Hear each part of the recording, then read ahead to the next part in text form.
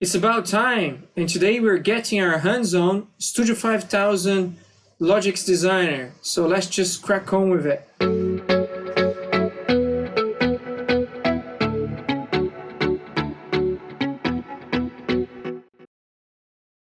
So welcome back to RTFM. I'm Roberto Cruz, folks, and finally we're about to begin on our long journey. And now, after two videos that we've made just to set the stage, so the first one we went through on how to install the software, and now we are the second one. The second one we I showed you guys from the Rockwell website, where we would be extracting the information, all the details and manuals and user guides. And obviously now we are going to finally get our hands on the Studio 5000 Logix Designer. So I'm gonna start by using the help file. So the help file is very powerful, very handy, and it's got it's pretty much like a user guide on itself. So it's very complete. It's got pretty much all you need to get you going. All right, on that Studio 5000 Logix Designer. Let me just switch screens so we can start with Studio 5000. So this is Studio 5000, the splash window. So when you open up Studio 5000, this is the first screen that comes up, right? Before we start, you guys all know that Studio 5000 is well, I hope obviously most of you guys know that Studio 5000 is the main software from Rockwell Automation to program their PLC range, right? What is Studio 5000? Just on their own wording, right? So what is Studio 5000? Studio 5000, according to them, is an environment expands. The Studio 5000 environment expands automation engineering and design elements into a common environment. So use Studio 5000 to design and customize an automation system, including layouts and runtime applications for controllers, visualization stations, and servers, right? And secondly, create and open projects using Studio 5000 application. This is what they say Studio 5000 is, all right? So this is from the Studio 5000 help file. So the first step is how you create a project, right? So create a new project on Studio 5000. So there is a couple of things. Let me just go through the quick steps, right? I think if we go through the quick start steps first, we should be able to just obviously the first step is how do you create a project, right? And so let's go through this together, right? So you can see here, guys, that I've already got like two projects, right? This is the recent projects. So if we wanted to open one of those projects, existing ones, you can just click on them and it will, obviously open it up right away. But we're going to create a new one, right? So that we just push new project. Project types, we are selecting Logix for the PLC programming, and we are naming this Studio 5K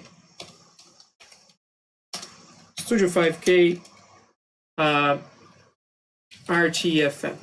Okay, so let's just rev one. So it's always handy to understand what was the first revision, and we are picking. So these are the processors range, and we are picking the emulate because obviously we're not connected to an actual hardware. So let's just push next. So those are the options that you're gonna have to select. So we have revision, control, obviously the chassis type. We're selecting A7 type with seven slots. We are placing our processor into slot number 2. Protection, security authority. So we are leaving with no protection at this time. If you select the drop down, click the drop down arrow, there is now this option, factory talk security.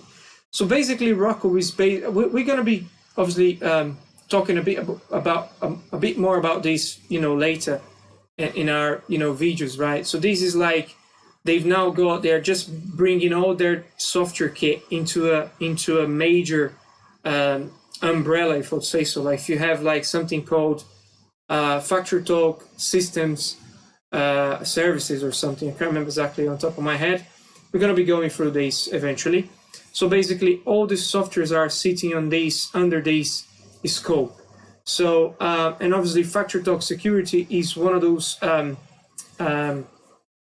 methods that you can configure your security around the software, around the usability. So you can select, you can create new users, you can have a management and an administration. We can organize all the access to all the softwares, right, and on every level. So we're living with no protection, but we're going to be revisiting once we are under the security side of things, right? Again, none of those options are available because you have to select these to be able to select permission set, for instance.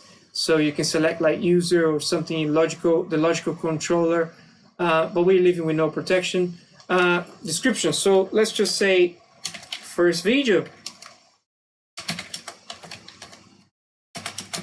Quick start. Steps. Lovely. Okay, push finish. And here we go. We now have a new project.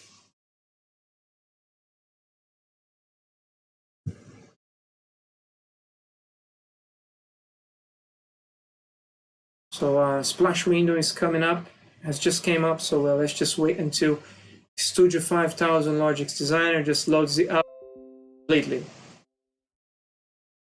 It takes a little while.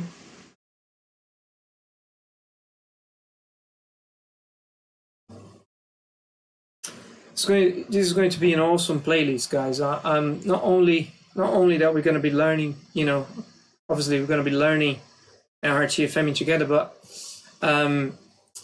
it's going to be like a crash course for me, really, because it's been a while since I actually quite miss working with Rockwell stuff, really, which unfortunately currently I'm just working on another brand, on another manufacturer, but they're not that bad, really. But I'm suspicious on talking about Rockwell. I really enjoy working on their kit. So okay, guys, just an introduction. This is the check this out. This is the latest. So I actually quite like their style, all the colors and everything. So you've got a couple of statuses here. We're gonna go through these along with the help file. We have the controller organizer here, where you can see controller tags, all your tasks, anything related to motion, your I/O configuration with all your hardware kit. So I kind of like their new the new layout. So I'm just gonna open up here again the help file so I can go through it on the quick steps. So we've just created a new project. So as you can see here, Studio 5K RTFM Rev 1, right? So this is the first process. A couple of things that when we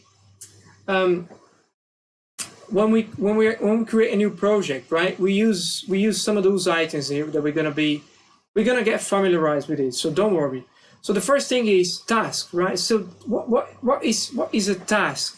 So task provides a scheduling and priority information for a set of one or more programs. So this is where all your programs going to sit under tasks, right? And then you have a program, right? So your main program first. I can create a new task, for instance. So obviously, I'm not going to do this right now, but so under your task, you get your programs, and obviously you got your main task. So the program, each task requires at least one program that defines the operation. So obviously you have to have one program on each task, at least one program, right? A routine. So a routine provides the executable code for the project in a controller. So each routine uses a specific programming language. For instance, you can have a routine that you programmed using ladder logics. You can have another one using sequential function chart, SFC, aka SFC. Structured text. So there's always conversation about which one is the best programming language. But to be very honest, for every application, either for a single machine or a process, you might be able to use them all. Each one of these programming languages has its own pros and cons. Like Obviously, ladder logic is the most well-known language because PLC comes from the electrical, side of things. So initially, before PLC, the PLC age, there used to be the relay age. So obviously, when they migrate from relays into PLCs, all the personnel, all the people involved, they were familiar to electrical diagrams, electrical schematics. So basically, the ladder logic just mimics an electrical schematic. So that's why ladder logic is so well known, and it's a very easy one, a very easy language. It's, and it's, I guess most of the PLCs I've ever worked with has always been programming ladder logics. Nowadays, it's obviously because of the IEC 61131. I've actually witnessed people using some other languages, a bit more nowadays, really. So I guess it's still ladder is still obviously, way ahead of the other languages, but there's still quite a lot of programs using function blocks, for instance, and especially on semis, like the what they call the STL. So they're still using the instruction list. So yeah, there are various languages, so we're going to be covering that, right? So the main routine is that one there, right? So the main routine. So you can use their main routine normally to call your subroutine. So you can have multiple routines. So your main routine, from there you can jump to subroutine. So there is an instruction code jump to subroutine that we're gonna obviously show you guys how it works. And again, so this is the main area, all right? So in a subroutine is any routine that obviously is being called by the main routine, all right? Okay, guys, so this is a pretty simple one. So we've just went through how to configure a new project, and we talked about a little bit about the tasks, main task, main program, subprograms, right? So next couple of videos, we're gonna carry on through the quick start steps, and hopefully we're just gonna now, get going and get these playlists going and create this new content and dive in deeper into the Studio 5000 Logix Designer. So I hope you guys enjoyed this video. So if you do like the content, just please consider subscribing to our channel. Likes are much appreciated. So don't hit the like button if you like, because this helps us out achieving a broader audience, right? So if you like operation technology, industrial automation, and PLC, SCADA, HMI, so this is the right place. So stay tuned. And I always say, guys, always RTFM. And I'll see you guys next time.